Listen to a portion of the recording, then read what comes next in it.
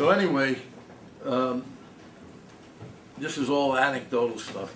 So the Wobblies, they declined. He stuck with them all the years. The Spanish Revolution, he was very much involved with that. He didn't call it the Spanish Civil War, he called it the Spanish Revolution. There was a civil war, but he was interested in the revolution. Many various groups. There was a very interesting group in the 30s called the Vanguard in New York. They had put out great publications. It was a largely Jewish group, but not completely so by any means, of anarchists. And they had very fine publications. He wrote for them. He was instrumental in starting that. He organized among the coal miners. And also, even though he was not a seaman, he was active in the what they call the MTW, Marine Transport Workers of the IWW. The rise of fascism, World War II, the Holocaust, the McCarthy era, the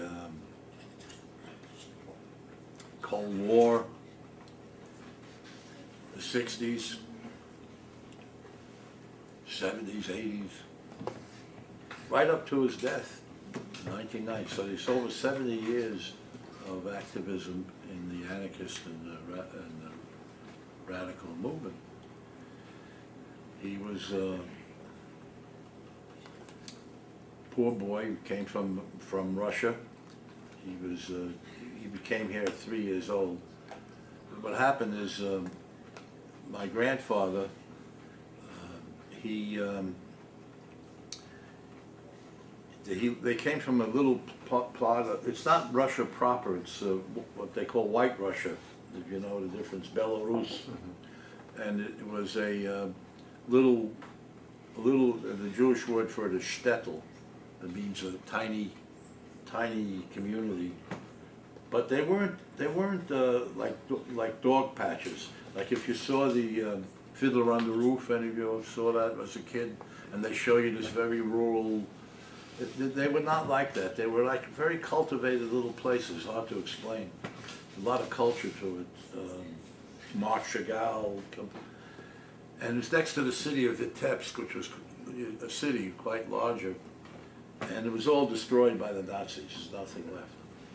There is a city called Vitebsk, but none of the people are left. And so his grandfather, my grandfather, Max, he worked in railroad, and he ran a little commissary for the railroad men. They come in and get cigarettes and sandwiches and sell them underwear or whatever it is. And it was a little store run by the railroad, Trans-Siberian Railroad in Vitebsk. And the men slept in railroad cars, and they were exploited unbelievable. It's incredible. So there was a strike. There was more than one Russian Revolution. I don't know how many. I'm not trying to patronize anyone, please. I don't know what you know. Don't take it that I'm patronizing. But there were revolutions in 1905. There were several evolutions in 1917. The Bolsheviks did not make the Russian Revolution. This is a misconception. And so this was back around 1900. There was a lot of unrest. So the railroad workers went on strike. And of course the Cossacks were the Trojans, they beat them. So my grandfather Max said, why do you beat these men? To his boss, who was in charge of the station. Why did you call out? You know them every day, they don't have anything to eat. They're asking you for a little something, and this is what you do for them. So he says, look, you got to decide whether you're management or not. And he points his finger at him. You got to understand Russia in those days. You have a good job for a Jew. So my grandfather, Max, to his great credit, said, nobody owns me. quit and he went to America. He was also a rebel. You know, he smoked on the Sabbath. See, my great grandfather was a rabbi, so he smoked on the Sabbath. You're not allowed to use any flame on the Sabbath.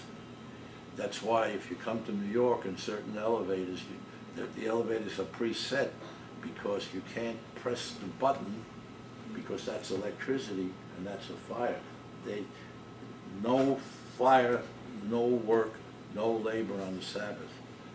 The meals are cooked the day before, and even your slave was off. Everybody's off on the Sabbath. So you light a cigarette, you imagine, on the Sabbath. And he said he proclaimed himself an atheist, my grandfather.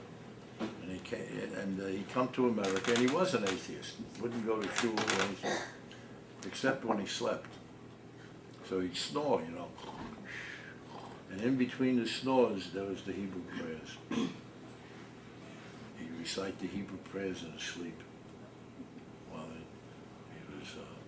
But I think that some of that ethical teaching came across to my father, if you follow what I'm saying. And some of that spine, the old boy had spine, I'm talking about. And my father also had an uncle who was a writer, and he was, first he was imprisoned by the Tsar in 1905, got out, he wrote, and then he was imprisoned by Stalin, and he got out because the Germans invaded, and he was in a camp, a concentration camp, Gulag. But the Germans were coming, so they let everybody out. He ran away, and he was able to escape. In between, his wife and child in World War I were killed. So he came from this kind of tradition, if you might understand. They were iconoclastic people, and he lived in the Lower East Side. And I'm a New Yorker. When somebody says Lower East Side, everybody knows what you mean. But you're not New Yorkers, I forgot. But it's the lower part of Manhattan, and this was the ancestral home of the Jewish immigrants. No longer is it like that anymore. Now it's chic, it's gentrifying. You got these kind of stores and these shops and these people. But where do they come from? Who are they? You know. But, across the street, there's a great big building. It's called the Jewish Daily Forwards building. That was the newspaper that they put out in Yiddish. Had over hundreds of thousands of circulation because there were 1 million Jews in this little place. It was a pretty good paper, actually. Sort of socialist, social democratic. Well, now it's turned into a condo. And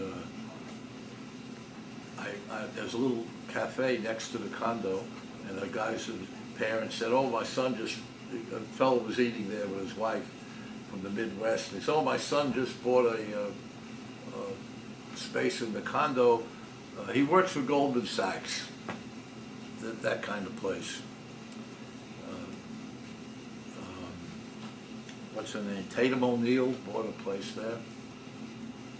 She said this is the new frontier. She should need people to say the new frontier. So about an Indian, I don't know, but it's the new frontier. But in those days, it was a ghetto, tough. And my father came there. He was 3 years old. There was no food. Went to work at the age of 8. He would wake up in the morning. He delivered milk on a cart. You see, you need a kid for this kind of job.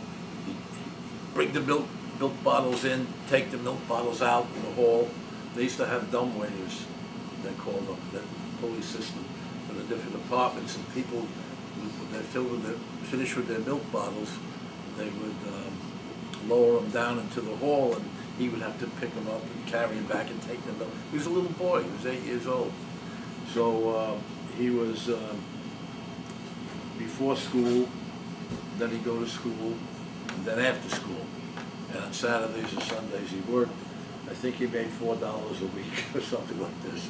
But he needed that. He didn't keep it. He gave it to the family. And so this is the way he was. And he couldn't see very good, so the kids made fun of him. He hated school. Maybe I should read a passage. You want me to read a passage? Sure. Let me find it.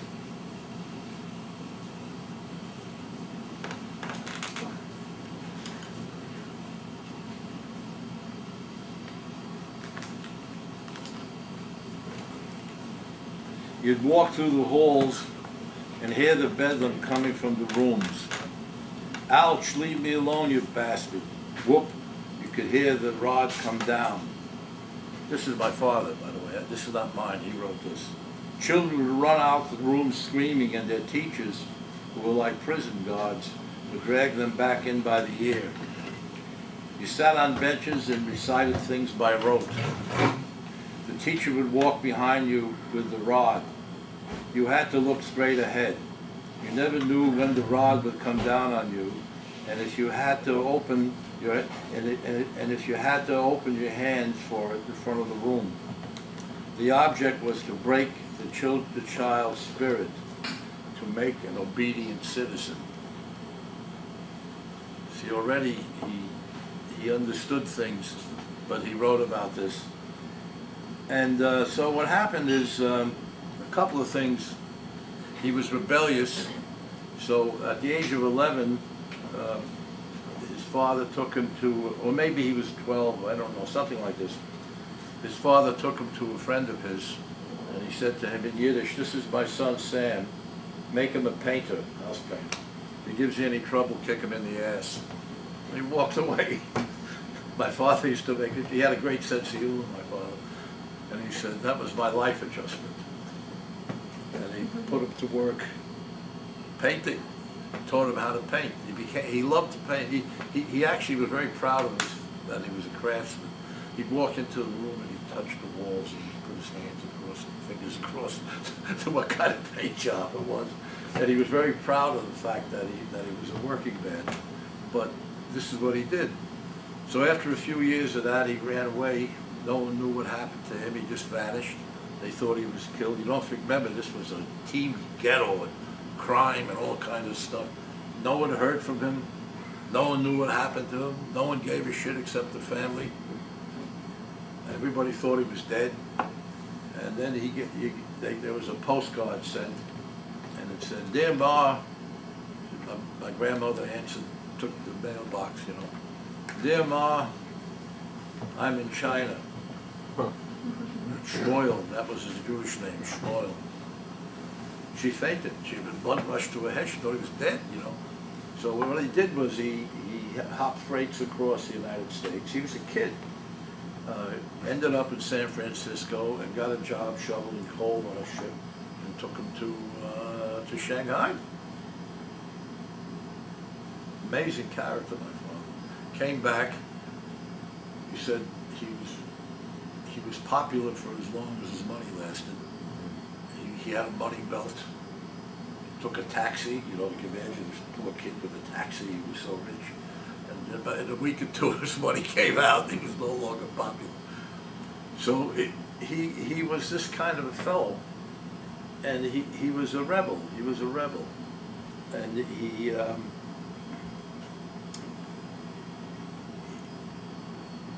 was in his blood. You know. See, when I said his father sort of kick him in the ass, I left out a few things. His father said to the painter who was going to train my father, he says, he don't like to listen. So if he gives you any trouble, kick him in the ass. In other words, he was a rebellious child.